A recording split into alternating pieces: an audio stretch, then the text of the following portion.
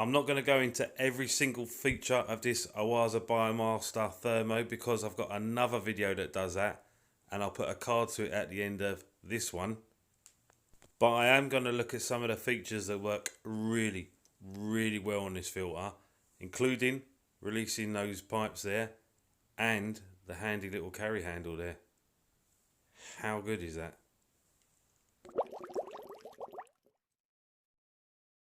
Obviously, a main feature is the heater, which sits inside the filter just there. I've actually gone without using that myself, but the idea is that you can change the temperature from the top without getting your hands wet, which is ideal really. Like I say, I never used it, but I've capped mine off. I've heard it works really well, and I've heard it can get a bit gunked up, which I haven't seen myself, so I can't comment on that. You need to try that out for yourself, but this is the other major feature of this filter. This is a pre-filter chamber, and it's also all the maintenance that you're going to need to do for 4, 5, 6 months before you even need to go into the main body of the filter. I'll evidence that in a minute. But you can see after clipping the top off and pulling the sponges out, they are collecting the debris. I've been running this filter for 2 months now, and this is the second time that I've done this procedure.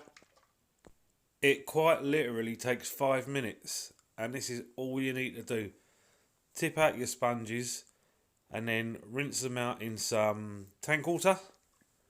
Obviously we don't use tap water because that will kill off any bacteria that you got going in there. Although it is your mechanical filtration, there's a fair amount of biological going on there too. And you can quite clearly see, look, they're blue now. They were brown or grey before with all the muck they've collected. So they're doing a fine job for us. If you do need to get into the filter, which I'm telling you, you're only going to need to do every 6 months or so, you can't lift the top off without the handle being raised. So that's a nice wee safety point now. As with most canister filters, that's where we're going to find our impeller if we need to get into that. Just remove the cap the way you normally would, and there it is, look. And that's where you're going to find another difference with these filters. Normally they're rubber tipped, and the rubber can be one of the first things to go. But the ends of these are made with hardened plastic and some rubber bands around them. It's going to make them last much longer than we're used to. While we've got that out, we'll have a wee look, and there will be some gunk in there. Easy enough to scrape out with one of these wee brushes. If you've not seen my video on these wee brushes, by the way, I'll put a card at the end of this video again. They are one of the best things you can get for cleaning out your pipes, by the way. We can use the brush for loosening up anything that's stuck inside there, which generally there isn't anything too bad, but just to make sure. In fact, there's a thicker brush on the other end of this wire, and then we can just rinse it out or wipe it out with a wee cloth. Then we'll slot the impeller back in after giving it a wee clean. Snap the cover back into place. So next thing we're going to look at is our media trays. There's your fine polishing sponge at the top there. Give that a wee squeeze out. And again in tank water, and look, there's virtually nothing coming out of that. Remember I told you I would evidence how good a job the pre-filters do, which means we're going to do very little maintenance on the canister at any point, or certainly much less frequently than we're used to. There's the proof there, look. Very little even coming out of that biomedia there. In fact, while we're talking about that, out of the box the biomedia comes in the bottom, and I've figured it out, right? So the water flows down through the pre-filters and then sloshes around in the bottom and keeps that media moving, which it relies on to be effective, and then up through the sponges. I'll hasten to say I didn't just figure that out on my own. A lot of people were really helpful in the comments on the last video, so cheers for that, folks. And then I had, look at the thickness of those sponges. Had 2 trays of sponges at the bottom now, and if we give them a rinse out, you're going to see there's very little muck in them again after 2 months. Oh wait, I should show you this one here. That is really thin now. That locks into place, as you can see. Make sure no debris escapes past, but That really is very delicate, so be careful when you're squeezing these out, guys. You don't want to tear that. To be fair, you probably won't if you're using two hands, but there we go. Nothing came out of them. So I'm going to put sponges in the bottom again, two trays of that. Then I bought some of this Biomax, because I've used it before and I just like it. So, quick rinse in some tank water. That was one box filled, that tray, by the way. Had bought two, didn't need it. So we're going sponge, ceramic rings, and then the polishing finer sponge at the top there. Just to give that water that last wee clean before it goes back to the tank again. Not that you need it that much. This filter does such a great job.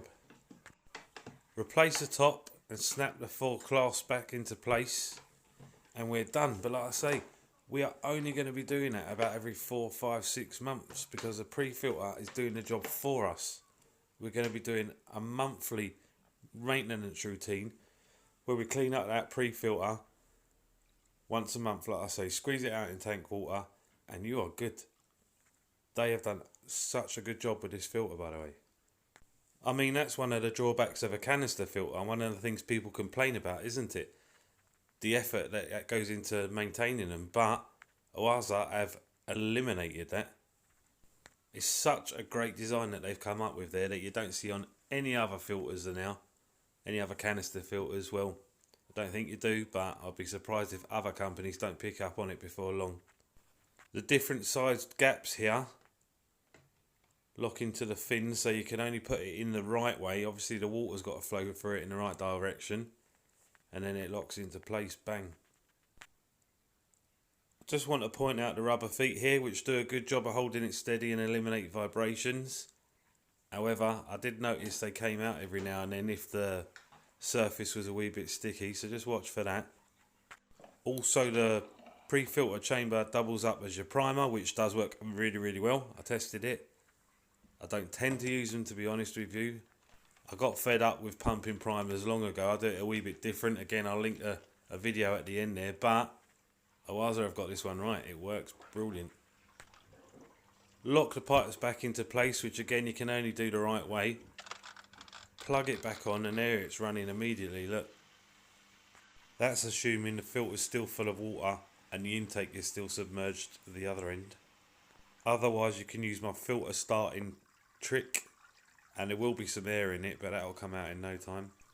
It's got a great flow rate, whether you're using the spray bar or the other attachment that comes with it, the kind of spillway. And you can easily adjust that by sticking a penny or a screwdriver in the wee dial on the end of the intake and the output. While we're about them, I do show you better on the other video, but I love the design of these as well. Rather than that shepherd's crook that you get on most filters, I love the angle of this thing, and it's got a flattened bottom, so it kind of sits on the top of the tank way better. Doesn't skate about so much, and I do think they look a wee bit cooler as well, to be honest with you. So there we go. I'm raving about it a little bit because I think it's a great filter. I think it's really clever and works amazing.